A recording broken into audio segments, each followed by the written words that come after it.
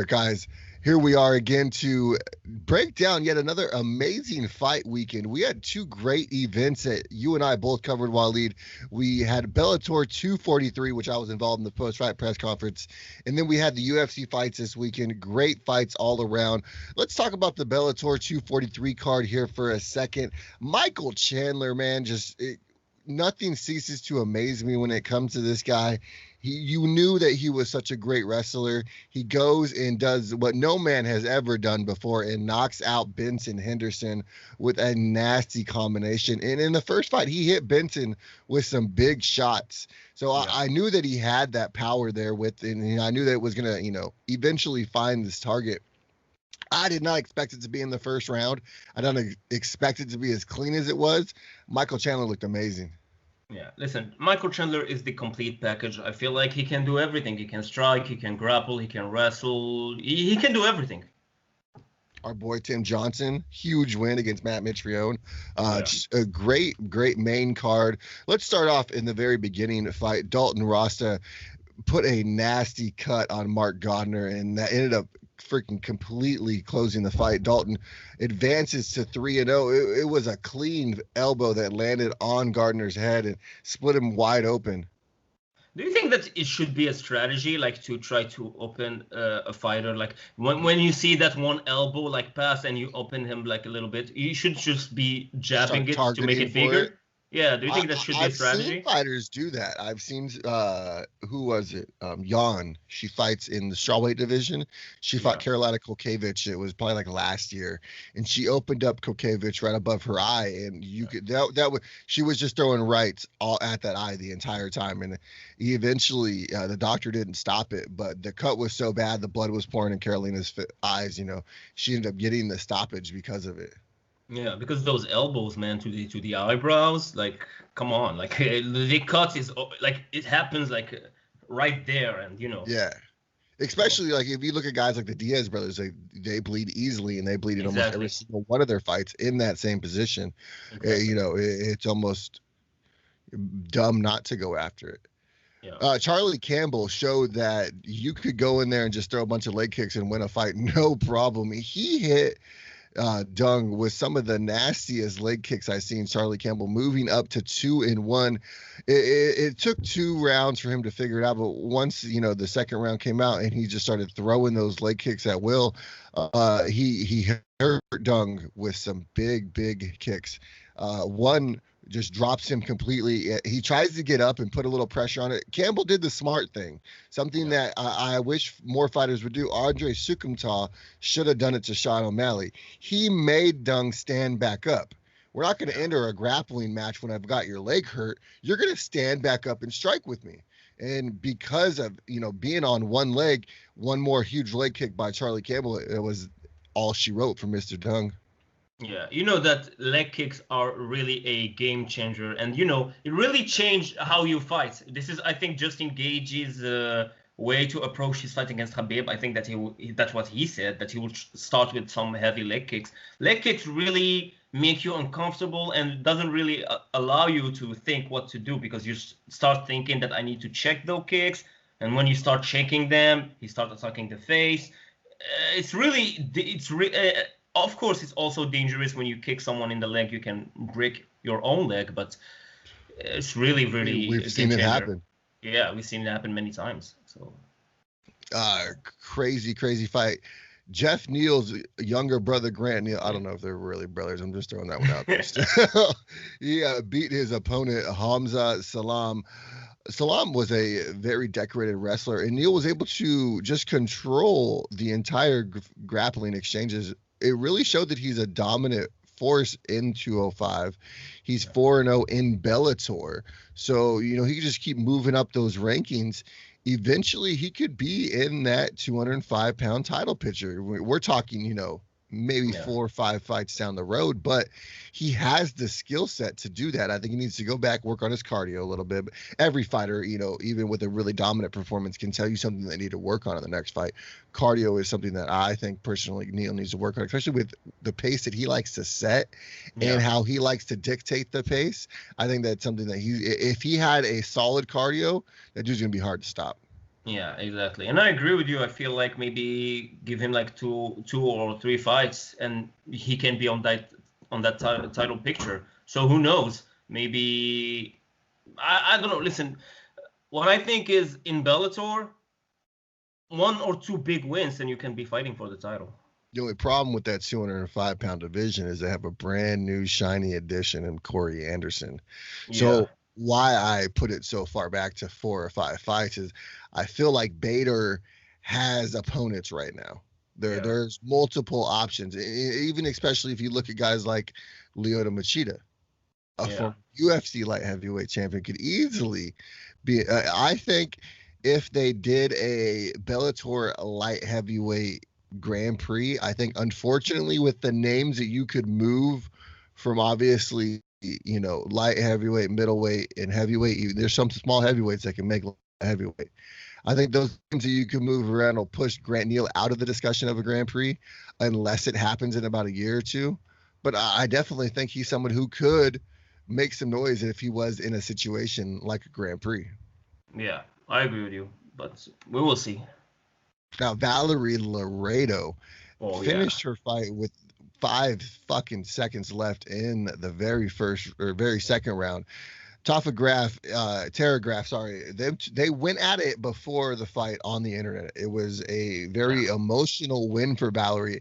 I talked to her during the post-fight press conference, and she was very emotional. You could tell, even when she was talking about it, like there was parts of her that she just wanted to tear up, and she was so excited and happy that she got that win.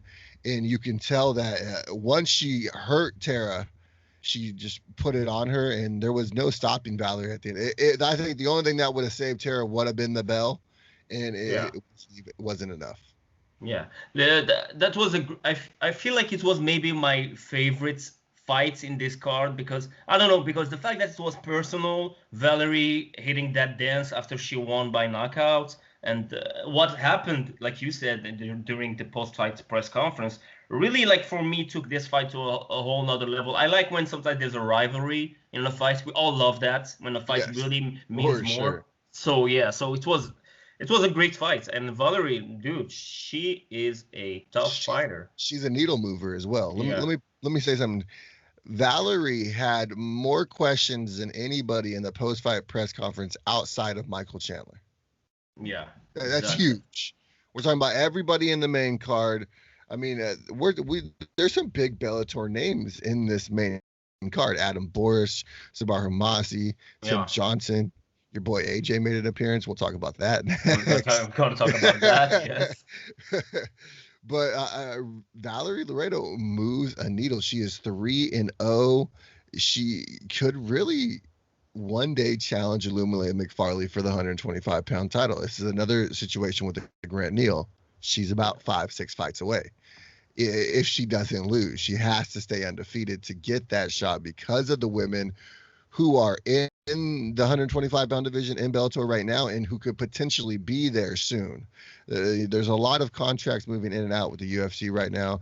You don't know how this Paige Van Zandt bare knuckle thing's going to last. I mean, let's be realistic. She might not fight that whole contract of bare knuckle.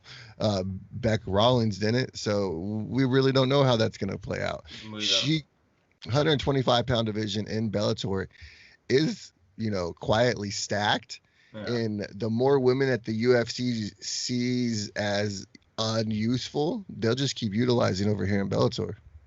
For one thing is sure is that Valerie, I feel like her and Cyborg are and maybe Cyborg more, but she will become also the face of the females division in Bellator. I really feel she's a star in the making. That's what I think. Illuminae, I feel like, is definitely up there, though. You can't disrespect her. No. She is constantly on the broadcast team. She's constantly doing, post-fight, pre-fight stuff. I've seen her at every single Bellator in Los Angeles. She's never fought at one of them, but she's always busy. She's always running around. She's always doing things. They definitely have big plans for that young lady. Yeah, I agree. Now, the last, oh no, sorry, not the last fight of the prelims. Probably the most entertaining fight of the prelims, especially what happened afterwards. Chris Linsani advances to 7-2 as he beats your boy AJ Agazin with a unanimous decision. AJ even headbutts Chris in the second round. Oh, what do you think about that? AJ said it wasn't a headbutt. Did you think it was a headbutt? You're an AJ fan. I think it was so personal for him, and he was so out of like his mind during that fight that it was a headbutt, but he didn't think that it was a headbutt. You know, he headbutted the shit out of Chris, bro. Yeah. Dude, even after the fight, well, you told me about the press conference. We're gonna talk about that in a minute, but even his Instagram posts, like he's saying that, yeah, you had one lucky elbow or some shit. I feel like he's not taking this loss like very good like he did for his first one, but it's because it's so personal. I don't think that he's a sore loser. It's just that because of the rivalry. That's what I think. Dude, I had a ton of respect for AJ Agazin. I've spoken to him both times I've been at the last two Bellator events in LA. And, he's always been very cordial with me. He's always, open to my questions. And we've never had the time or opportunity to get an interview down, but we've always talked about it. And I honestly lost a ton of respect for him, just the way he handled the situation. I mean, there was probably one of the most unprofessional situations I've ever seen. Maybe. When we did with these post-fight press conferences for Bellator, we've never talked to any of the losers ever. AJ Agazin demanded to talk to the media. They cut him off after like 3 questions. Like the internet didn't ask any questions. The couple people that were there were asked questions, and they cut him off. It was a strange situation. He went in there and he blamed the fact that there was a judge that was there that shouldn't have been there, because he has relations with AJ and Chris. And if that was the situation, how come you knew who these judges were at the beginning of the night? You've been in the building all night. Why didn't you say something to Scott Coker or somebody ahead of time before? You're the 5th fight of the night, bro. You're gonna cry about it after you lose? He's new to this game. I feel like he's new to this game. It was like childish, maybe his reaction, but in the other hand, it was a natural reaction. I feel like if you take anybody outside and you give him a fight against like his so-called rival and he loses by unanimous decision, I feel like you will find weight and say like, yeah, I didn't lose. Listen, the Diaz brothers always do that. They never lost. If you listen to Nick Diaz, and they never lost. They never lost a fucking fight. True or false? There's always true. Nick never lost to Carlos Condit, and Nate never lost to Connor. And Condit, I agree with you. But for all the fights, and he didn't lose to GSP. Also, they never lost a fight. It's a way of thinking. Maybe AJ, the approach looked like he was a sore loser, but it's still entertaining. Okay, it's still entertaining. It's still show. He will become the big villain. Who cares? He's a good fighter. He needs to work on some stuff, but he will be back. You really love AJ Agazin, don't you? I really like the fighter. I will not shit on him. Bro. I really like the guy. In the main event of the prelims, Adam Borish defeated Mike Hamill in a very close fight. It was a split decision victory for Borish. He moves up to 15-1. His one loss is to Darian Caldwell. Beautiful performance by Adam. He needed that bounce back victory. I would love to see him against Campos next. I asked him who he would like. That's exactly what he told me was Derek Campos. I was in the middle of like having to run and go get my son, and for some reason it said that I raised my hand on the computer, so I got back from getting him, and they're like, hey, Randall, ask him a question. I'm like, oh fuck, I didn't hear any of the questions before, so I just kind of went with it. Asked him what was on top of my head. I was like, so who do you want to fight, and are you healthy? That shit happens. I feel like shit happens like that sometimes. But it was a very, very close fight. I feel like. Do you agree with the decision? I could have seen them giving it to Hamill. Honestly, I could have seen it go on either way. I thought, it wasn't a robbery by any sense by them giving it to Adam, but it was definitely a very close split decision victory for either gentleman. Yeah, I agree with you. I feel like I'm not like upset with the decision, but it would have even go either way. But yeah, it is what it is. Now, here was a one-sided decision that I did not think was going to happen like this. Yeah. Sabahu Mazi defeated Curtis Millender with a beautiful grappling presence. He was able to stand and trade with the thicker Millender, and I think that was something that Sabahu was able to put in his repertoire and save for later. Sabahu is a definite threat to that 170-pound division. He, has beaten big names in the UFC. We could see him, continue to rise. Curtis Millender was brought in from the UFC to eventually fight for a title at 170. Well, Sabah Homasi just took all of that hype. Do you think that Curtis maybe lost this fight because of his lack of wrestling experience, grappling experience, or maybe cardio? What do you think was the reason for his loss? Honestly, I think he was overlooking Sabah Homasi. Okay. I truly feel like he thought that he was going to walk through Homasi, and I think that in his opinion that it was going to be a quick first-round knockout. I agree with you, and I think that he's not the only one. That's just the way his body language just came out. You know what I mean? He fell completely flat after that first round, which made me think that he was going in there for a first-round finish.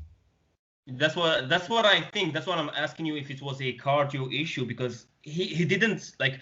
The more the fight goes, the more I think that he didn't look good or well. I'm not sure if it was in his head or cardio, but Sabah really I don't know if it was just Sabah being able to neutralize everything that Curtis was able to put out there, but it did not seem like the Curtis Millender we've seen in the past.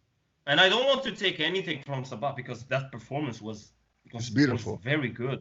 Yeah, it was beautiful. So I would say, you know what? Because sometimes people goes with when you support the loser of a fight, you say, yeah, maybe the reason. You know what? Sabah had the perfect game plan. That's what exactly, and that's sometimes styles make matchups, and Sabah Homasi was able to exploit what Curtis Millender doesn't have.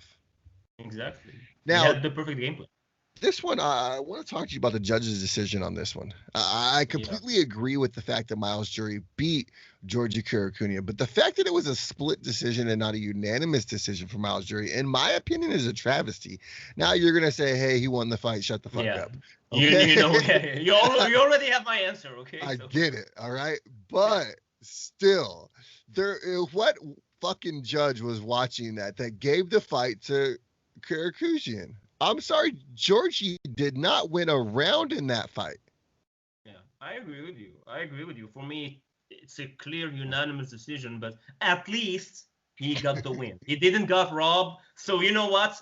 Okay, just turn the page and that's it. No, when people watch, when you go to Wikipedia, when you see the MMA record of someone and you see decision, you don't give a fuck if it's a split or unanimous or whatever. You don't give a fuck. Come on. Come on. At the moment you care, but at the end of the day, when we see this fight like three years afterward or some shit like that, he won by decision, and that's all that matters. Like Kamaru, dominant, unanimous decisions across the board. Yeah. That would be weird. That would be weird if a Kamaru, like, I guess Masvidal was a split decision or whatever. That would be a fucking more weird than this, but it is what it is. Horrible judging. That's what I'm telling you. I'm just glad the co-main and the main event just decided to keep the judging out of it. And they decided to keep the night short for us. Tim Johnson goes in there in the first round and knocks out Matt Mitrione in the co-main event, climbing to 14-6. The big man, as we talked to him last Saturday, talked to us about, possibly wanting to get that Czech Congo rematch back. Yeah, listen, I think that when we previewed this card, we talked about Matt Mitrione becoming much older and that, he's not on his prime. While Timothy Johnson is still out there, and I feel like he's heavyweight young. Yeah, that's what we saw, I feel like. Matt Mitrione been in the game like for so long, and he had some wars, Also, Timothy Johnson had some wars, but I feel like Matt Mitrione, like, his chin got more exposed. That's what I think, and you can even see it by the MMA record. But dude, first round TKO, you can ask for more. I feel like from Timothy Johnson. You can't ask for a better performance. I mean, Timothy Johnson went in there, and he beat one of the best Bellator heavyweights that they have to offer at this moment. What's next for him, you think? That Czech Congo rematch honestly looks really appealing to me. I think that which makes the most sense to me. Get that one back, and then he's right there in the short list for a heavyweight title shot. I agree with you. Yeah, I would like to see that rematch with Congo. Yeah, it would be fun. For sure. And then he said maybe Minatov for the title. Interesting. So 2 rematches for him and get them both back, get the belt. Yeah, that would be good. Now, in the main event, Michael Chandler showed why he is one of the best lightweight fighters to never step foot in the octagon, even though that might change here very soon. We'll talk about that in a second. But let's talk about the fight, man. He went in there and just showed an amazing amount of pressure, and he was able to connect with some huge shots on Benson Henderson, and he put him out relatively quickly. Yeah, he is one of the best lightweights. Period. I feel like we don't need to point the fact that he never went to the UFC, because he's fighting like true competition in this division. The lightweight division is stacked in every fucking company you go to. One championship, Bellator, your backyard. Who gives a fuck? The lightweight division is always stacked, and dude, he's really showing that he's a complete package. He is like a fucking little GSP or whatever. He can grapple, he can knock you down, he can do everything. I'm really impressed. The more I watch him, the more I'm impressed by him, and he's not slowing down. Yeah, no, I'm super impressed in what he's able to do and bring to the table. My opinion, I really think that this was his last fight on his Bellator contract. I think that he goes to the UFC. I truly believe that, unless Bellator backs up the Brinks truck and brings him a fucking truckload of cash, I think we see Michael Chandler in the UFC finally. If I'm Bellator, I give him a fucking huge contract with huge money and give him all those pay-per-view big fights. If I'm Bellator, I don't let him go. I will do everything in my power to keep him, because he's a star. If I was there. Yeah, he's no doubt a star, and the star has just continued to rise, and he really put a lot into his. I mean, no one has ever finished Benson Henderson, ever, and he put him away clean. I mean, he's been finished, but he's never been knocked out. He's never been TKO'd. He's never been finished like Michael Chandler finished him. Yeah. Now let me ask you a question. We saw. We have the funk Ben Askren. We have Ben Askren who came to the UFC. Let's be clear, past his prime. He was past his prime. He didn't look very good even in his first fight against Robbie Lawler, and then we saw what happened with Maya and Masvidal. Plus, he was already had a bad hip at that point. Exactly. Do you think that at 34-year-old, it's the best move for Michael Chandler to move to the UFC, or stay in Bellator, or maybe not face the same type of competition, but not lose that level of being relevant in that, the name? You keep like the name and you keep the MMA record. What do you think? If you're trying to pad your record, we're just going to say it like that, I would stay in Bellator. Realistically, his toughest opponent is Patricio Pitbull. Yeah. Outside of that, I don't see a whole lot of competition. If you're looking to prove to everybody that your legacy is what it is and that you are one of the best lightweights, period, I think you make the jump. I would love to see him versus Dustin Poirier right out the gate. Also. There's so many dream matchup for me if Chandler goes to the UFC. But let's talk about a business point. If I'm Bellator, I would not fucking let him go. I will give him all the money, because listen, if I'm Bellator, I'm tired of seeing my bigger stars moving to the UFC. If I want to compete, I need to find a way to keep them. And who gives a fuck about the question mark what if he went to the UFC? Fuck that. Fedor didn't went to the UFC. Why the fuck Michael Chandler have to go? I would give that argument to him. I would give him all the money he needs. I would promote the shit out of him and keep him and make him like the poster guy for Bellator. I mean, I think it's exactly what you do with him. He's the biggest face of that company right now, and even if he left, I still think he would be the biggest face. I don't think there's guys coming up, but they're not quite there yet. And I really think if they lost Chandler, it would hurt their brand. Yeah, and there's no doubt that Michael Chandler, for me, if he goes to the UFC, God forbid, no injury, he's out there with the fucking 10 best fighter in the lightweight division, and maybe even the 5 best fighter in the lightweight division. So for me, it's not even a question, but let's see it in a business side, the business side of it. Let's see if it makes sense. And for Bellator, it doesn't make any sense to see him go. If Michael Chandler jumps to UFC right now, is he a top 5 UFC lightweight? Maybe not 5, because I think maybe Justin, Tony, Connor, Dustin. Yeah. Even I don't know. Chandler's got to be right there. He's got to be. If he's not top 5, he's 6 for sure. He's 6 or 7. I agree with you. But it put a lot of pressure. I would rather see him maybe in a first fight against not Dustin, maybe, another fighter who's maybe lowest ranked, maybe have Dustin for a second fight. That's what I feel like. I think to get Michael Chandler, it's going to cost him.